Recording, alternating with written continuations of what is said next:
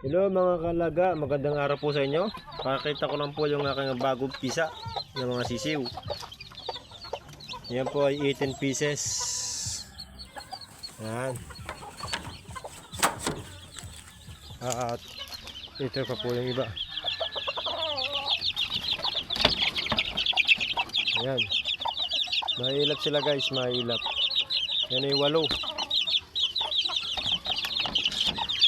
8. Ito pa guys. Ayan mga kalaga. At ito pa mga kalaga. Ayan. Yan po ay 10. Nakain ng mabait po yung 4. 6 na po sila ngayon. Ayan. Yan po ay hindi nila inahin. Yan po ay Tagalog. Pinapisa ko lang po dyan.